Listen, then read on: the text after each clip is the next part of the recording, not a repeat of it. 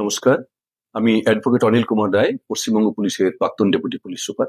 আজকে আমরা আলোচনা করব যে right of accused persons during and after arrest, অর্থাৎ গ্রেপ্তার করবার সময় এবং গ্রেপ্তারের পরে একজন অভিযুক্ত ব্যক্তির বা গ্রেপ্তার হওয়ার ব্যক্তির কি তার অধিকার রয়েছে, এটা আলোচনা করব। মহামান্য Supreme Court in DK Basu versus state of West Bengal কেসে একটা ঐতিহাসিক রায় দিয়েছিলেন, ঘোষণা করেছিলেন। পরবর্তীকালে এটা আমাদের সিআরপিসি 41 ধারাতে এটা ইনক্লুডেড হয় এবং অন্যান্য ধারাও কিছু নতুন অ্যামেন্ডমেন্ট হয়। নতুন যে আইন হয়েছে আমাদের ভারতীয় নাগরিক সুরক্ষা সংহিতা, সেখানেও কিন্তু এই অ্যামেন্ডমেন্টটা বহাল রয়েছে। তাতে বলা হয়েছে যে গ্রেপ্তার করবার সময় আমার কতগুলো অধিকার আছে, অর্থাৎ আমি এটা জানতে চাইব কে আমাকে অ্যারেস্ট করতে এসছেন। অর্থাৎ প্রত্যেকটা পুলিশের যে পোশাক, তাতে ভিজিবল নেম ট্যাগ থাকবে।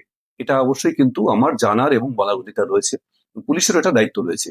দ্বিতীয়ত হচ্ছে গ্রেপ্তার করবার সময় কোন কেসে কখন কোথা থেকে আমাকে অ্যারেস্ট করা হলো, কোন পুলিশ অফিসে আমাকে অ্যারেস্ট করলেন এইটাকে, এবং আমাকে আমার বিরুদ্ধে কি অভিযোগ রয়েছে, কোথায় আমাকে রাখা হবে, এই সবগুলো উল্লেখ করে একটা মেমোরেন্ডাম অফ অ্যারেস্ট তৈরি করা হয় এবং তার একটা কপি কিন্তু আসামির পাওয়ার অধিকার রয়েছে।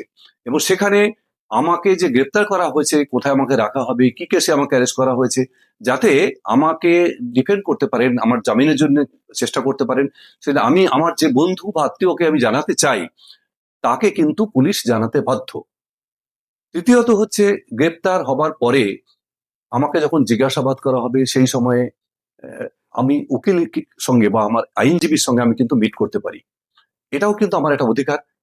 টানা সবসময় জিজ্ঞাসাবাদের টোটাল টাইমটা আমাকে হয়তো উকিলের সঙ্গে মিট করতে দেওয়া হবে না, কিন্তু কিছু সময়ের জন্য উকিলের সঙ্গে মিট করে তার পরামর্শ নেবার অধিকার আমার কিন্তু রয়েছে। চতুর্থত হচ্ছে 24 ঘন্টার বেশি আমাকে পুলিশ লকআপে বা পুলিশ আমাকে আটকে রাখা যাবে না। আমার উপরে কোনো শারীরিক বা মানসিক কোনো নির্যাতন করা চলবে না। আমাকে নিজের বিরুদ্ধে সাক্ষী হতে বাধ্য করা যাবে না। এগুলো আমাদের কনস্টিটিউশনাল রাইট রয়েছে। এরকম অনেকগুলো অধিকার রয়েছে, যেগুলো কিন্তু আমাদের প্রত্যেকটা ব্যক্তি যাকে গ্রেপ্তার করা হবে তার এটা কিন্তু আইনগত বা আমাদের সংবিধানগত অধিকার।